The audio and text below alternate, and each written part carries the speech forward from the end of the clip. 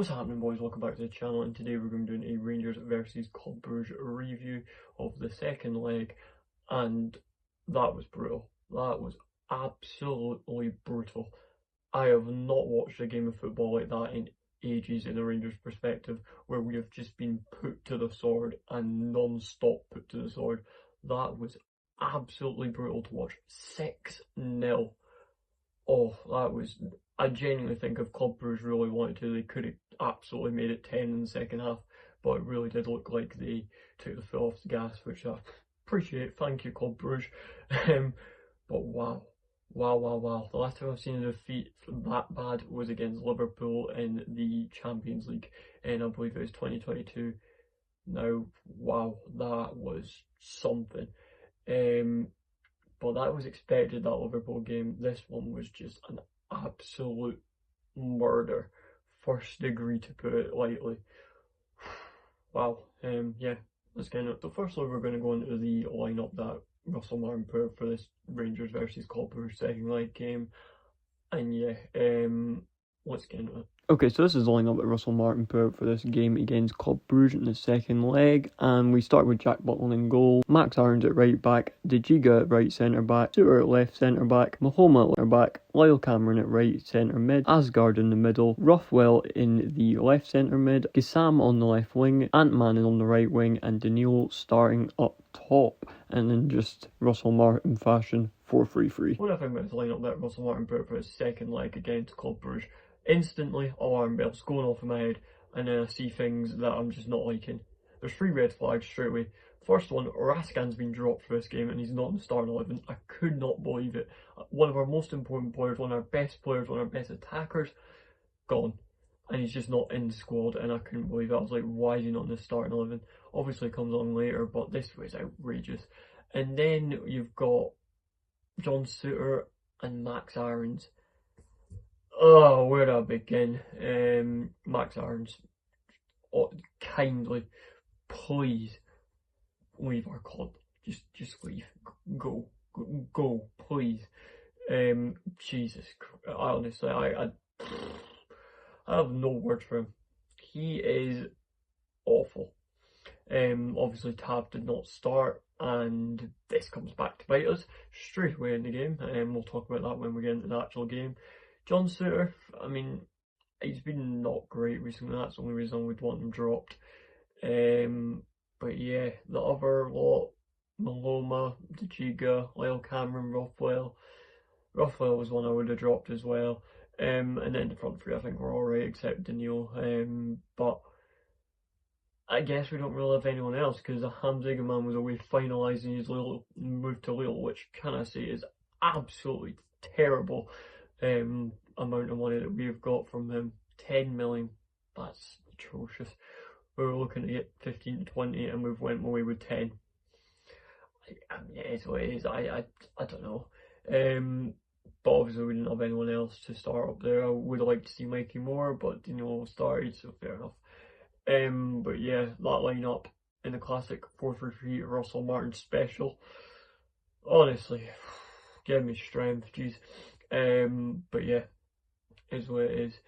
Let's get into the game. So the game starts and Rangers successfully hold Club Brugge out for 2 minutes, which is better than we did last time, and I was buzzing at this point. You can tell I'm being sarcastic, because it only took Club Brugge 4 minutes this time to score, and honestly, what were we doing? What do I think about his first goal? I'm going to be honest, I will let us off for this one after rewatching the game back. It's not great defending, and obviously the man gets through and he gets the lovely diving header. And the passing around the back from Club Brugge is brilliant. It just leaves the Rangers completely defenceless essentially, and the ball's whipped in, and like I say, it's a diving header. But I'm going to let Rangers off the hook for this one, because it's not as bad as all these other goals we concede. This is one of them goals where I think you could concede it in any game, and you look at it and you're like, that's a decent goal. Compared to these other goals we're going to look at, where it don't even get me started. The defending is woeful. The defending is bad on this one, but it's not as bad as what we're going to see. But yeah, that's what I think of the first goal. I think it's preventable, but at the same time, I think it's a good goal. But yeah, let's get into the next part. And then the nail in the coffin was hit for me. It was like this, and that was it. Came in the 7th minute, and we're not even 10 minutes into the game yet. And it came from Max Aarons. Max Aarons literally went Rangers, coffin, sealed. And I was like, oh, no. I just knew. I knew the game was already over before it began when this happened. Max Aarons went and stupidly and recklessly went and got himself sent off, taking out the last man with a almost rugby tackle-like style tackle. Like, honestly, stupid. But yeah, and then I was like, yeah, well, that's this game over. And what's that I hear? You hear that too, don't you? Yeah, Europa League. We're back. Nice to see you. It's been a while. So after that red card, Rangers do actually survive until around the 30th minute, which isn't bad considering we had 10 men and Club Brugge were just battering on the door this whole 30 minutes. And we survived for the 30 minutes, and then once again, like I said in my preview, we concede from a set piece. I don't know what's going on with our set pieces. We concede from them every game now. It's horrible. And once again, it is a corner, and it's Club Brugge, and it's Van Aken who makes it 2-0. At first glance, there's not really too much to that goal. It just came from a corner, poorly defended. No, I'm not having it. There was 3 people round Van Aken. I think it was De Giga, Suter, and maybe Magoma, but they were all round him, and he still wins the header. They're all round him, they've literally crowded round him, and somehow he still gets up and wins the header. I don't know what's going on in that defensive line, like what's going on. Then you've got in the background, I think it's Gissam that goes down. He has been challenged in the box, which realistically should have been a free kick.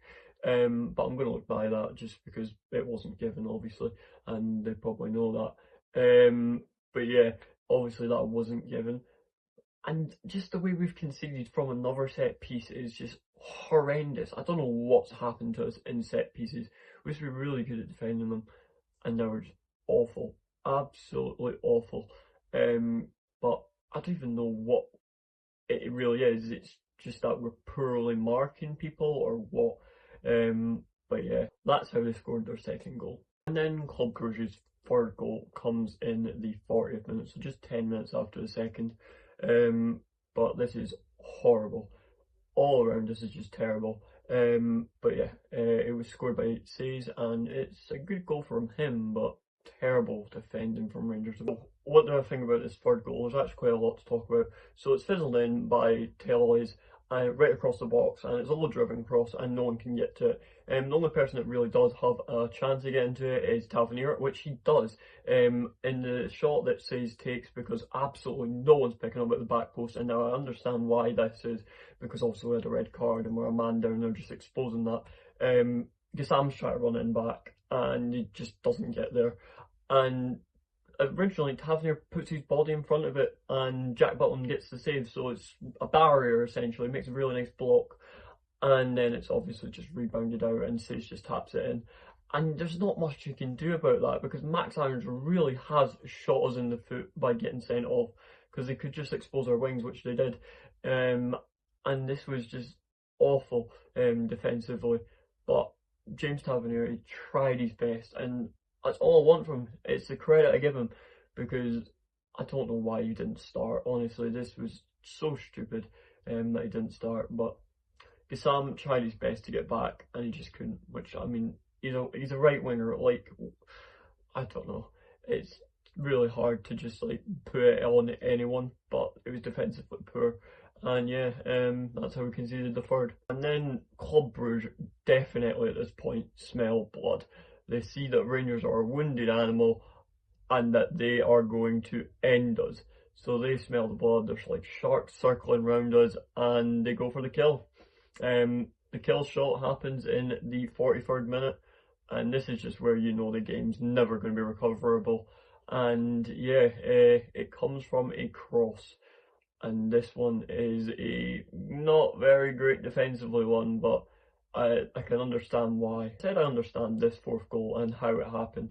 And the reason I say it's defensively poor and understand why it was is because Gissam is the only man at the back post trying to mark this man who finishes the ball. I believe it was Says once again.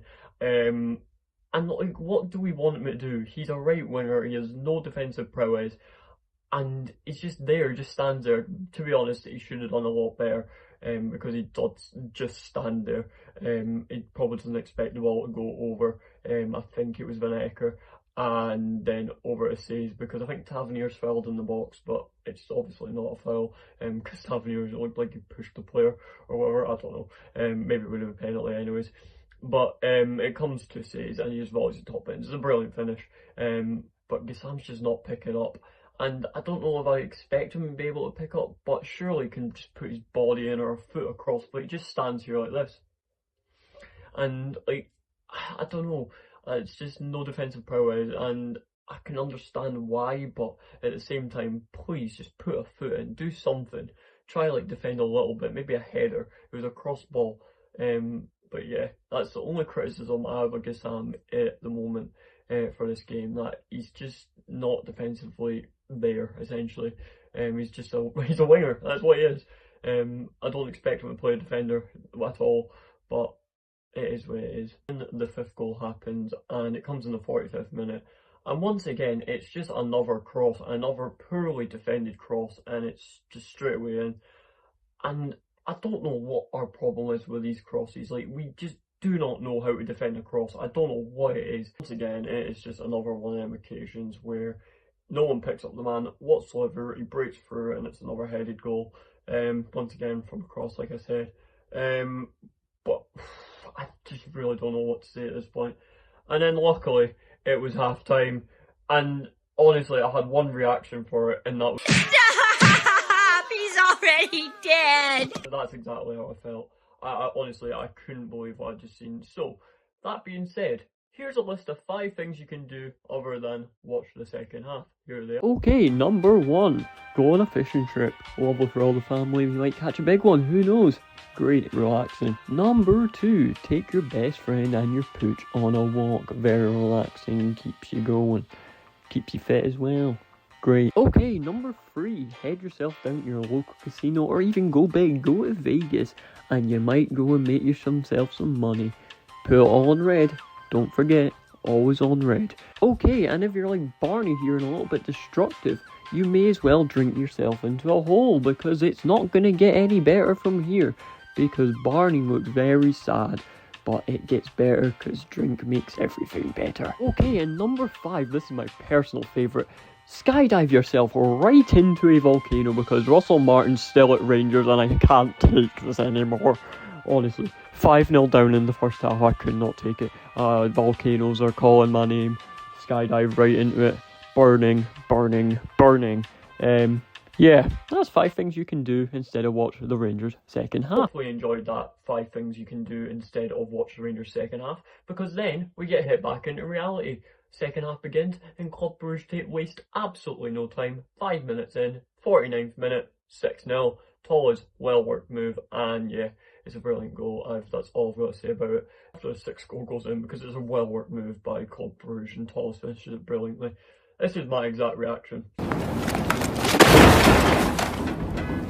Yeah, then I proceeded to do one of them 5 things that were on the list that I had made for 5 things you can do at half time. I went and walked my dog. Honestly, I turned it off and I went and walked my dog. So I do not know what happened for the rest of the game. So yeah, 6-0. That's where I left it. I just left. But yeah, that's it. And that is it. That is it for Rangers versus Club Brugge second leg review. I've tried to add humour to this, because if you don't laugh, you cry. This one was absolutely brutal to make, so I've added the humour into there, and hopefully enjoyed that, because it just makes it a little bit more bearable to watch, because this was an absolute battering. And yeah, I've took a couple of days out to make this review, so this is why it's quite late. Because if I went off reaction and pure emotion after this game, you would have heard the lot. You would have heard the shouting, swearing. I was absolutely raging. I couldn't believe it. A genuine embarrassing result, if we're being real. But I took the time out to be composed, just make it as logical as possible.